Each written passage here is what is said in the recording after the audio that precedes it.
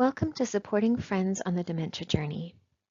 We hope this webinar sparks inspiration and ideas for staying connected to those you know who have been impacted by dementia.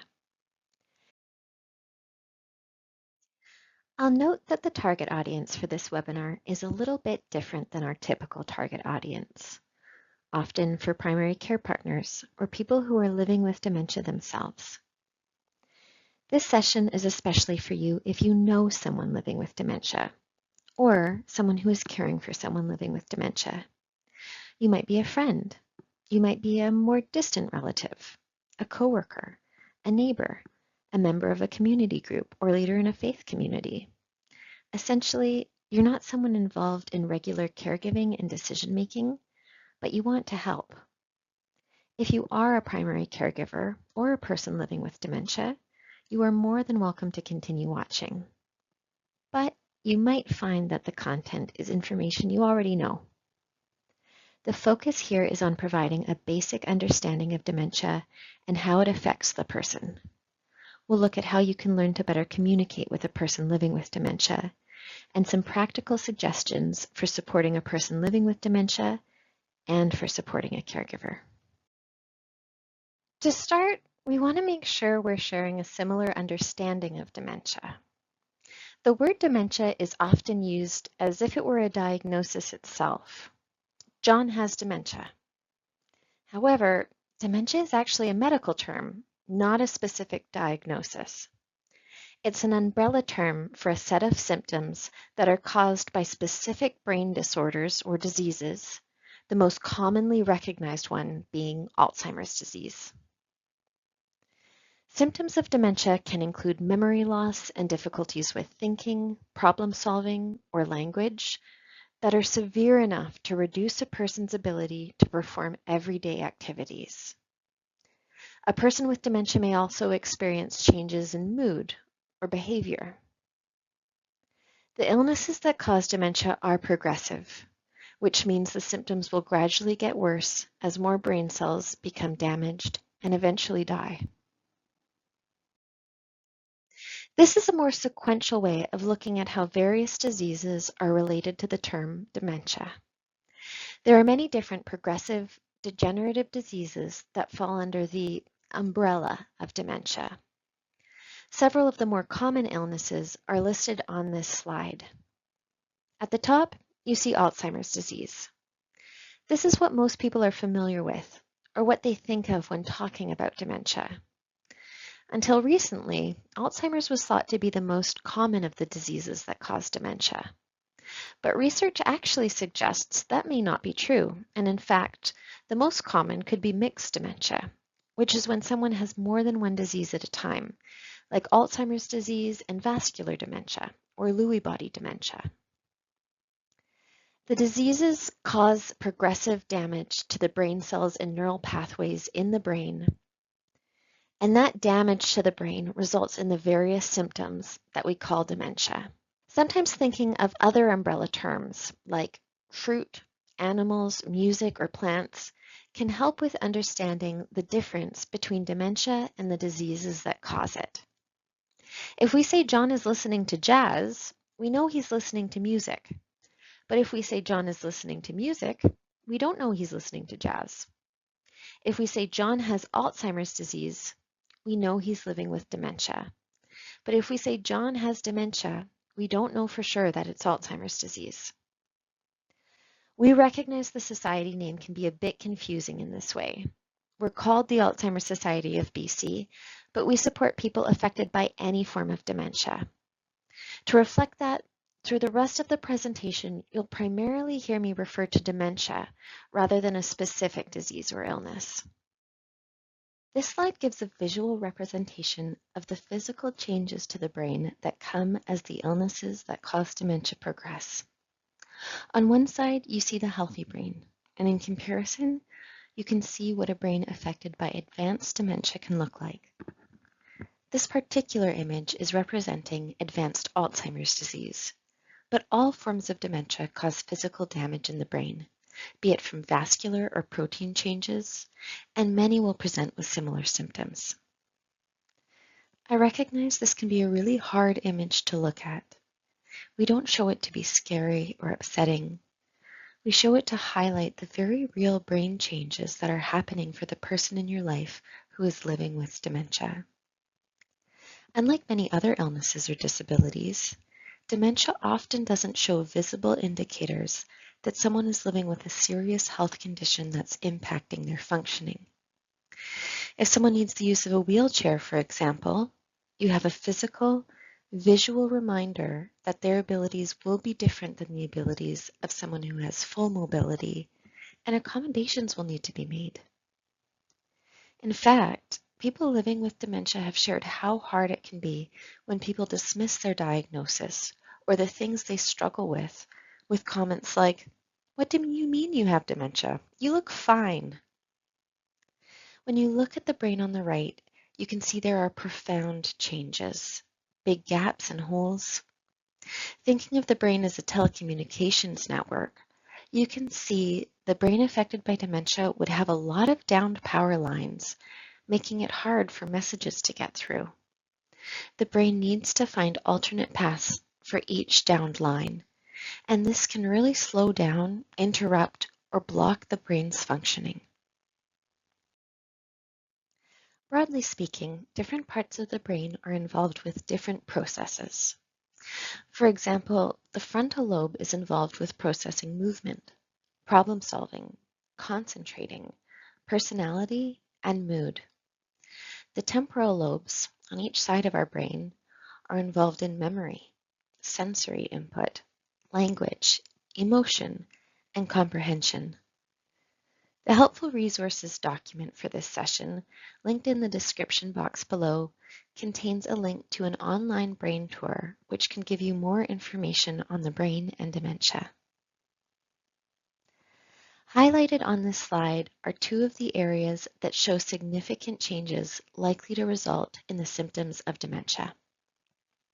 The image on the right clearly shows gaps in the area of the brain responsible for processing language and memory. More specifically, the two hippocampi play a major role in memory, both in short-term memory and in transferring experiences to long-term memory. As you can see, the hippocampus in the affected brain on the right has been severely compromised.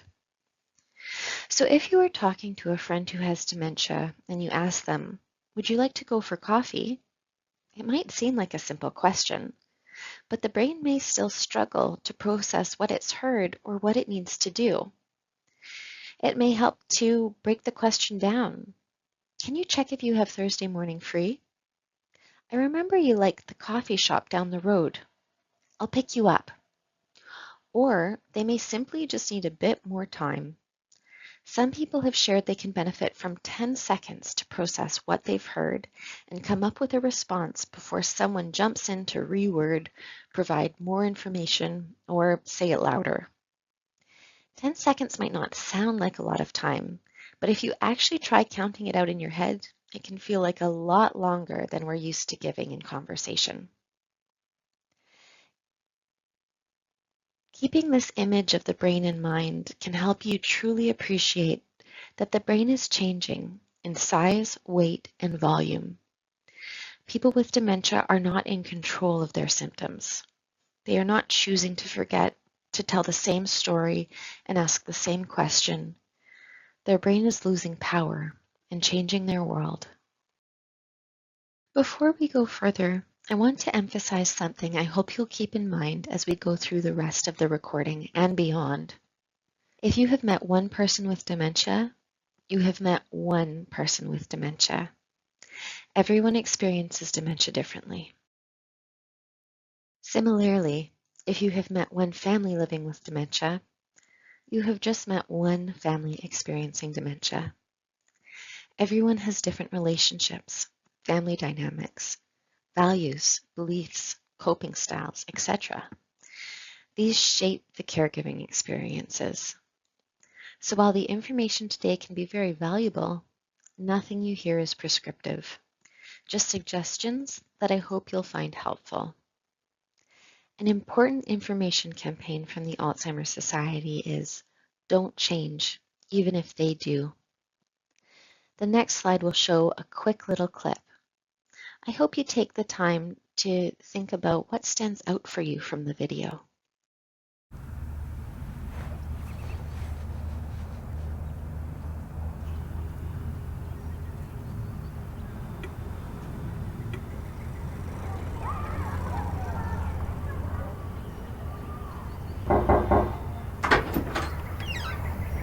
Hey Grace, ready to go?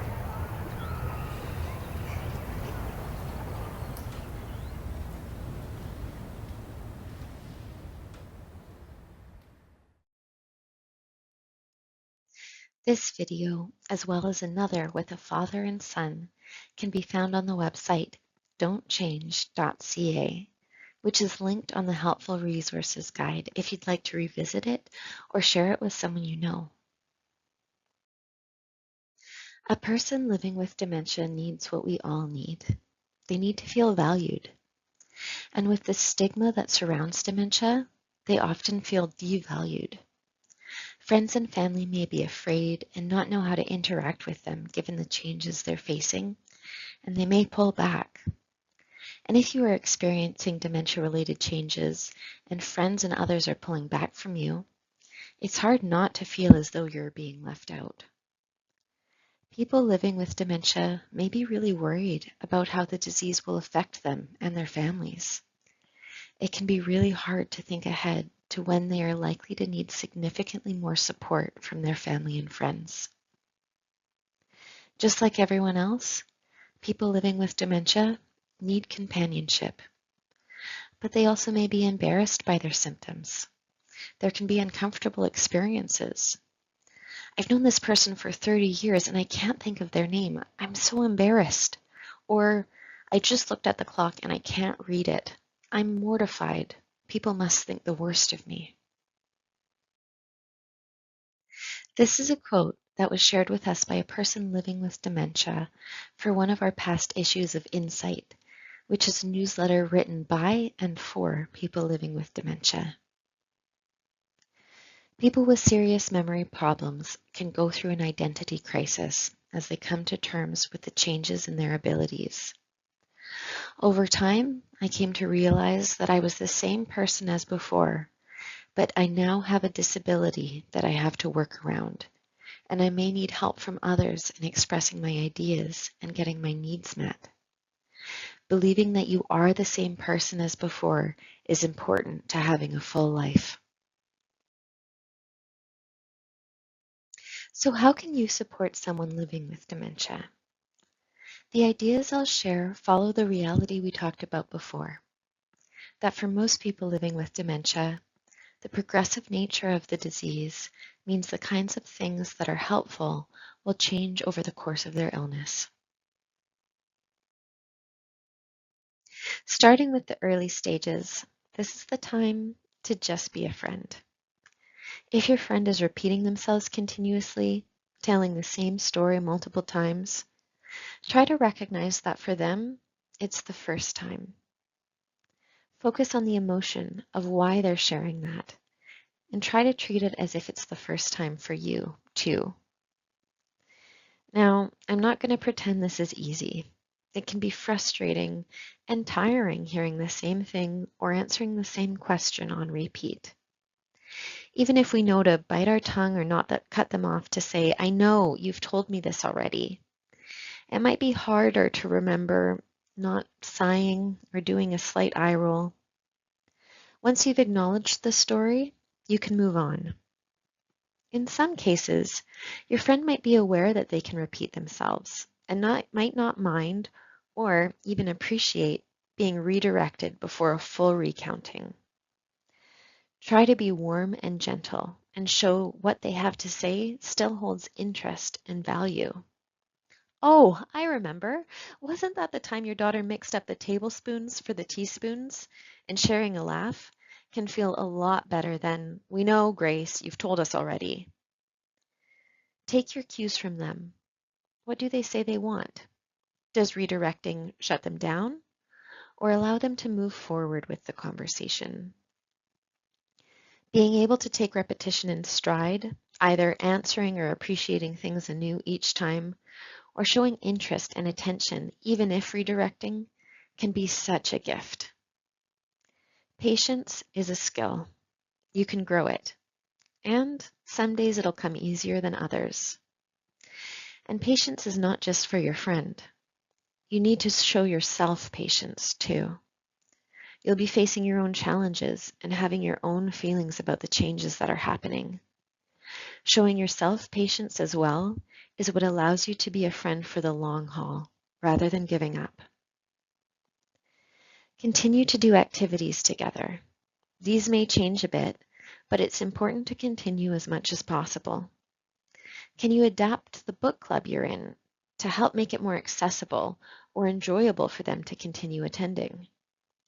Maybe you share some highlights of the book for them to have some context if it's hard for them to remember or keep up with the reading. Maybe group members could take turns choosing a reading, a short story, for discussion each meeting.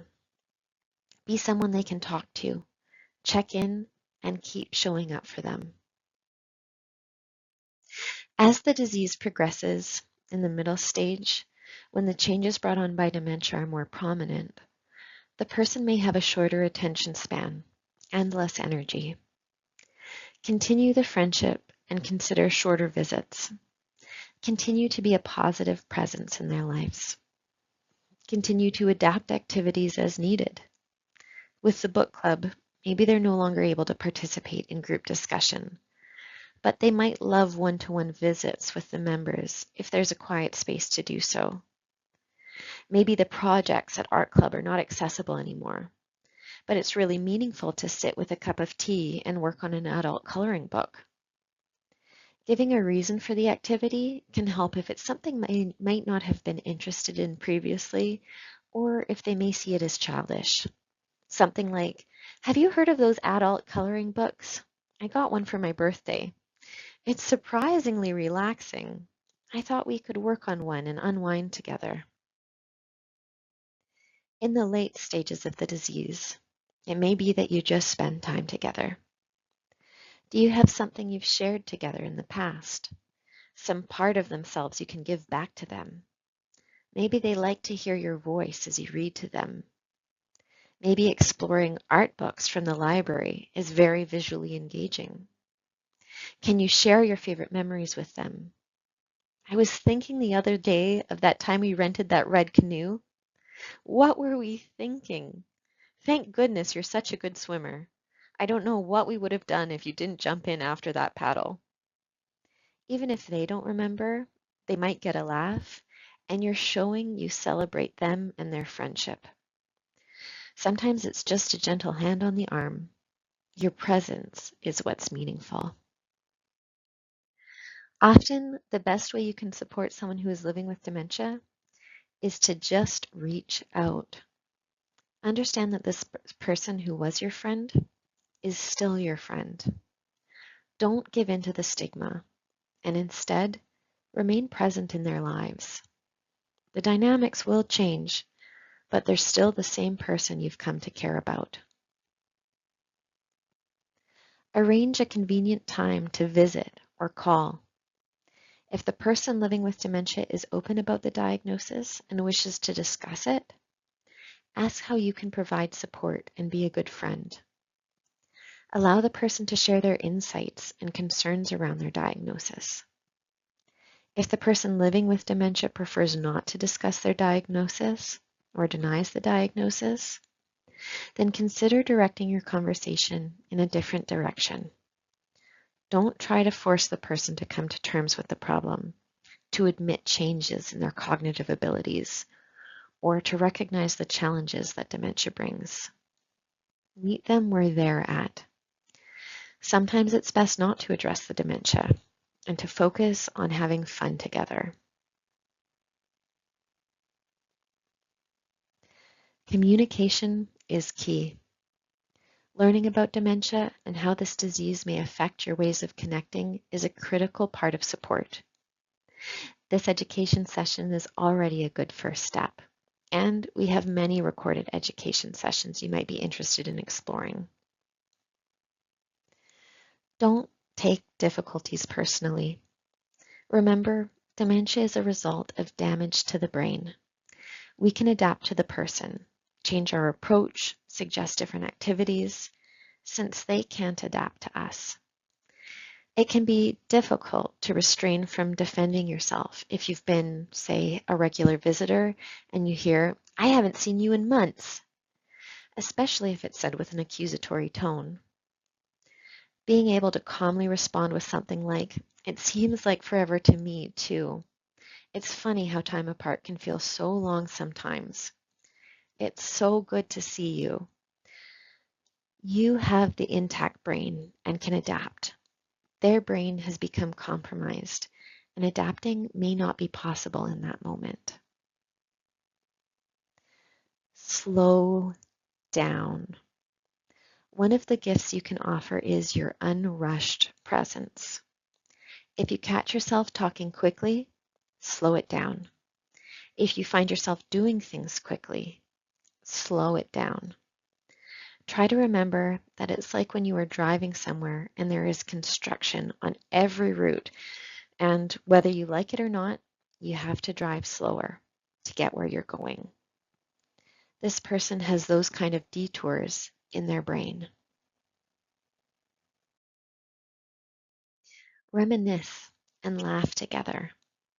They may have difficulty with more recent memories, but might have very clear memories from 10 or 20 or 30 years ago.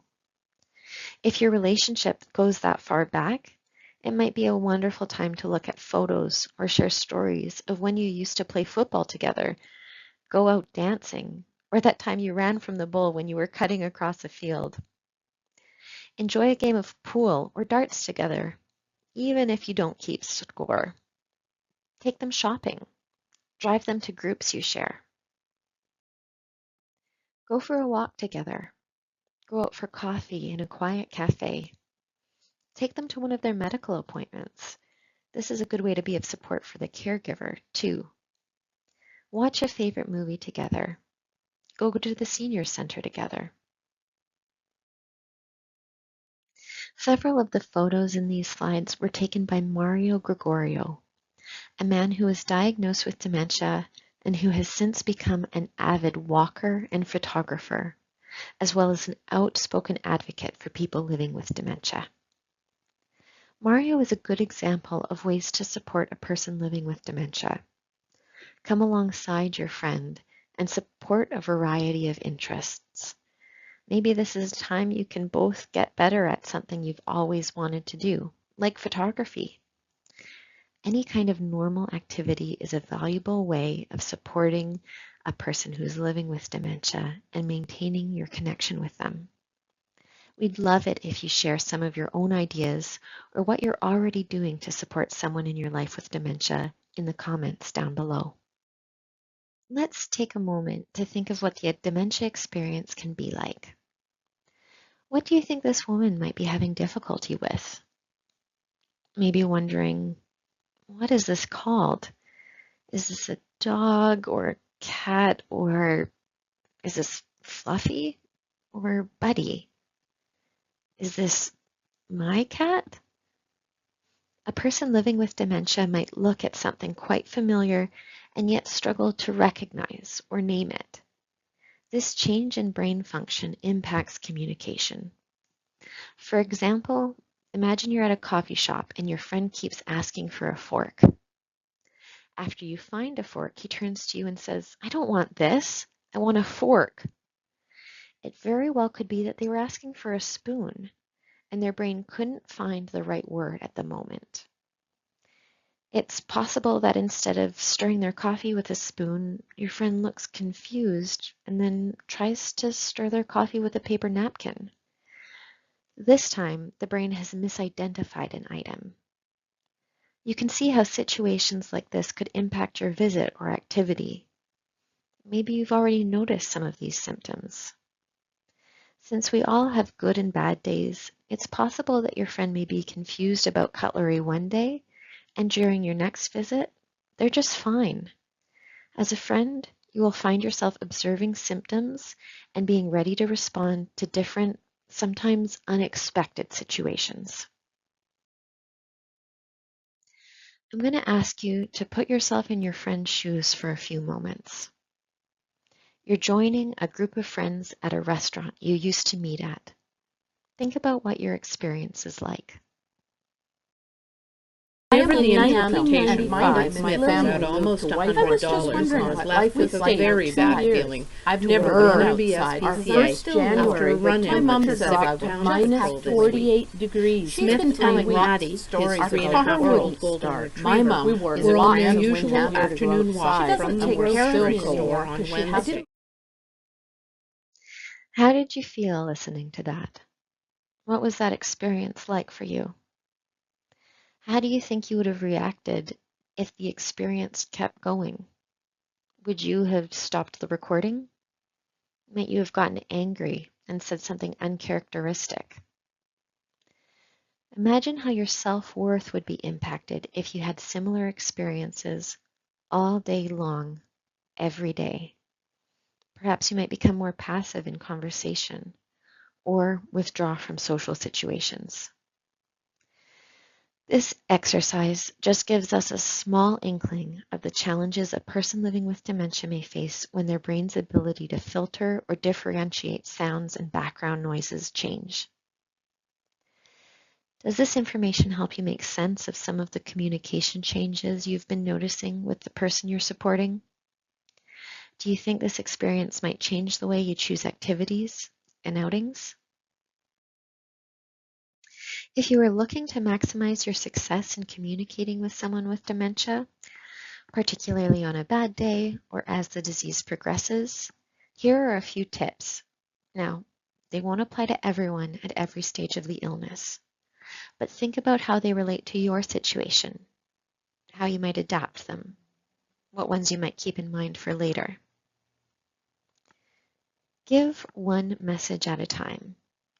Break tasks into small, simple steps. One thought, one simple sentence. For example, let's get into the car and drive down to the mall after I stop for gas so I can pick up my new blender from the store. Whoa, that's a lot of thoughts in one sentence. With some practice, you might be able to simplify. Let's go for a drive, and then I need to stop by the store. Choose what you need to say and prioritize your facts. This approach can help reduce stress for the person living with dementia. Take long pauses in between to allow the person with dementia to process the information. Do they understand? Would they benefit from those 10 seconds mentioned earlier? Try not to overwhelm the person with too many choices. 1 or 2 choices maximum, so they have an easier time of choosing. Use your knowledge of the person and their likes and dislikes to help you narrow down the choices. Can I offer you a tea or coffee? Would you like to go for a walk or visit on this bench? If someone's struggling to make a choice, maybe, I just love the soup and sandwich combo here. Would you like to try it? Show as you talk. Use cues and gestures to demonstrate or clarify your words. Again, recognition might be hard. Rather than, don't forget to bring your purse, maybe, I've got your purse here. I think we're ready. Avoid open-ended questions. Rewording questions so they can be answered with a yes or a no can be a helpful way to simplify. Pay attention and listen. For truly hearing and listening, we need to use our ears and our eyes and our minds. Watch for nonverbal cues like facial expressions and body language. Does it match their words? If not, what are they trying to tell us? Be aware of your own body language, your tense face perhaps, crossed arms, and use a warm, relaxed tone of voice. What's the feeling behind what they're sharing? The feelings hold meaning, even if the words aren't making sense. To learn more about communication and dementia, review the Understanding Communication recording on our website. You'll find the link in the Helpful Resources link. And, of course, Dementia doesn't just affect the person who's experiencing the disease. Caregiving can be consuming. There's a book on dementia caregiving called The 36-Hour Day, and that title just sums it up. It can be all-encompassing. Caregivers may need assistance, but be reluctant to ask. Caregivers may experience stress that affects their own health. It's not unusual for a caregiver to succumb to the tremendous stress that can build up over the duration of the disease and seriously impact their own health and well-being. They need someone to listen, not judge or give advice. They might like help exploring ideas, but see if that's what they want before jumping in with them. Caregivers can sometimes be embarrassed by their family members' symptoms and may pull away from family and friends and isolate themselves to avoid embarrassment for themselves or their person with dementia. To help, you might need to be a bit more direct than you usually would be. If you ask, "How can I help?" you might hear, "Oh, we're fine." But if you look and pay attention, you may notice that things have slipped around the house. Dishes piled up, laundry unfolded and piled on a couch, not a lot of groceries in the cupboard or the fridge. Practical things can really help. Even a small gesture can make a big difference. Offer to do something on a regular basis that you can commit to. Think about what you have the capacity for. Sure, a bigger thing might be a huge help, but if it's something hard for you to manage consistently, then the wonder and worry can just end up being an added stress. What's sustainable for you can be a big help. If you're not sure, be clear you'll give it a try for a while and let them know if it's something you can continue with. Obviously, some things will depend on your relationship. Not everyone will have the intimacy that doing the laundry could bring, but maybe when it's time to rake your leaves, you rake theirs too. Maybe you drop off staples on the way back from your own grocery shop. If you're a neighbor, can you make sure their bins are out so they don't have to keep track of the garbage and recycling on top of all the other things? This slide shares some more ideas for how you might be able to help. And we welcome your own ideas in the comments below. Call when you're going to the grocery store and ask what you can pick up for them. That what can make a big difference. Not if they need anything, but that you'd like to help and to know what would be most helpful. Bring over a casserole or something else easy to reheat for future meals. Or be the person who looks up information for them that would be helpful, like the local Alzheimer's Society contact, or finding out who to contact at the local health authority for things like respite care or home support. Allow the caregiver to take a break from caregiving. There are often many tasks caregivers don't have the time to complete, or things they just want to get out and do, but they may not be able to leave the person alone. Offer to stay with the person or take the person with dementia out. That can be a wonderful way to support both the person living with dementia and the caregiver. Keep in touch, but recognize that your friend may not have as much time as they once did. You can call them to go for coffee or to come over for dinner, and you might hear something like, "Oh, gee, I don't think I can leave John alone," or, "Sorry, Mary has a doctor's appointment on that day." And it can be easy to let them slip away. It is something we hear from caregivers all the time, that they feel isolated and alone. Think of the caregiver in your life and find ways to continue to stay in touch and keep them connected. And take time to listen. The caregiver can feel like they have lost themselves in the role, and having a non-judgmental ear can be a help in and of itself. Ask the caregiver, "I want to help, but I'm not sure how. What would be most useful for you?" One big way to help the caregiver is to help them figure out what they need. We live in a society that highly values independence, and asking for help can feel foreign and uncomfortable for many of us. You might want to introduce your friend or family member to this form that you can find in the helpful resources. A list of things that people can sign up for themselves can take the fear of asking for too much off the table and can help people choose what's manageable for them to be consistent with. Keep in mind that things I need help with goes beyond chores and jobs. Caregivers sometimes put, I need someone to take me out for coffee on Wednesdays. I need a friend to pop over for a chat once in a while. Or I need a friend to get me out for a walk on the weekend. Caregivers often put themselves last on the list of things to do. They are so focused on their responsibilities and their to-do list. Your job can be to help them have some fun. Many people living with dementia and caregivers can end up living in what's like a bubble, losing connections they had before. If you can in any way pierce that bubble, even if you are just maintaining contact once in a while, it means so much. By watching this session today and trying to learn more about how to support someone affected by dementia, whether it's the person with the illness or the caregiver or both, know that you're being a good friend.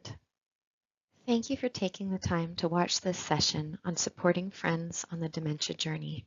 If you have questions about any of the information you've heard in this session, or if you would like to speak with someone about your experience with dementia, please don't hesitate to contact the First Link Dementia Helpline. English services are available Monday to Friday from 9 a.m. to 8 p.m. at 1-800-936-6033. We also have helplines for Chinese and South Asian communities available from 9 a.m. to 4 p.m.